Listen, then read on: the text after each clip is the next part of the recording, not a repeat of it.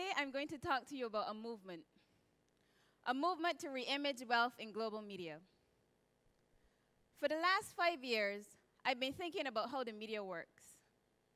I'm doing research for my PhD on the ideas about masculinity represented in men's lifestyle magazines and the way that Caribbean men use these ideas to think about who they are. Now, the participants in the study include Black, white, Asian, and mixed-race men. And as it relates to wealth, the research shows 3 main findings. The first finding is that the media codes wealth into people and things. Now, we know what these things look like, but what do these people look like?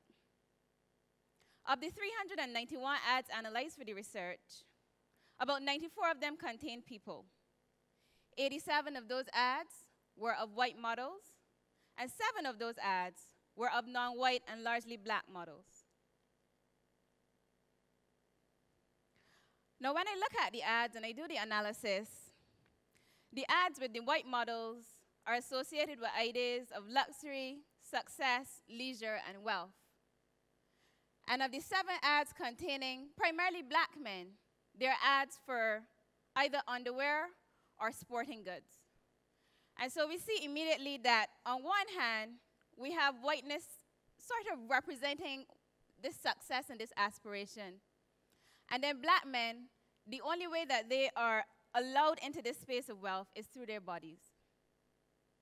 And the third finding, when the participants use a collection of ads to build a visual collage about who they see themselves becoming or ideas of ideal masculinity, when they talk about what that ideal masculinity looks like and what that success looks like, they're using primarily white images. And so I realized that the participants were using ideas of this ideal self that didn't look like them.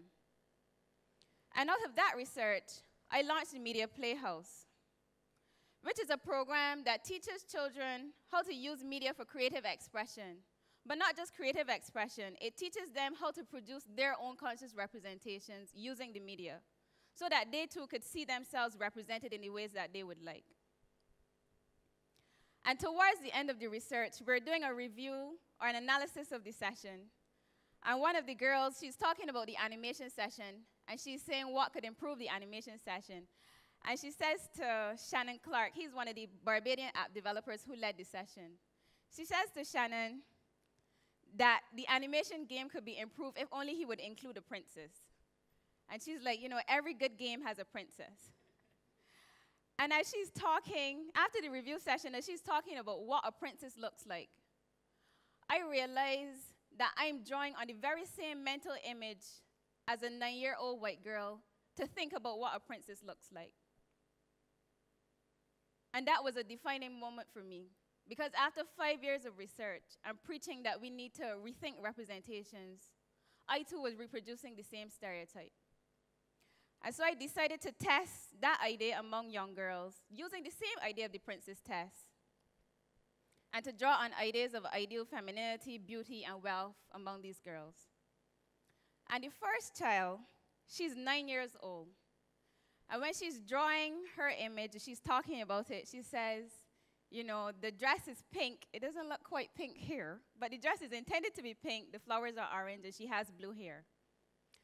So I say, okay, describe what this princess looks like to me if you were to see her tomorrow. Does the princess look like we do? And she goes, of course not. The princess is white with long brown curly hair. And if you look at the drawing, you see that when she draws it, she relies on this imagination to craft something that's so colorful, and the hair is blue, and it is something that we might not normally see. She's drawing on the imagination in the artistic expression. But when she describes the princess, she's drawing on the same stereotypes to talk about what she looks like in real life. And the second child, she's 6 years old. She uses the same colorful crayons to draw the dress.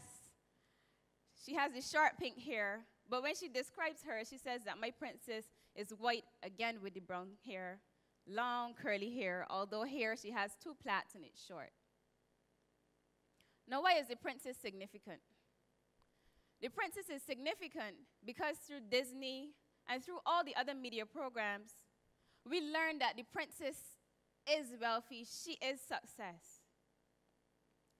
And so when I started the research, I believed that the way to change these ideas, I believed that if only people who were marginal had the opportunity to represent themselves, things would change. But as I realized in the research with the participants, the research with the kids in the Princess Test, and my own personal experience, even when we have the opportunity to represent ourselves, we reproduce the same stereotypes that we learn as we grow up. Now I believe that what we need is a movement to re-image wealth, where wealth is not confined to specific bodies and the ownership or possession of things, but that wealth is a more diverse concept that's open to bigger possibilities.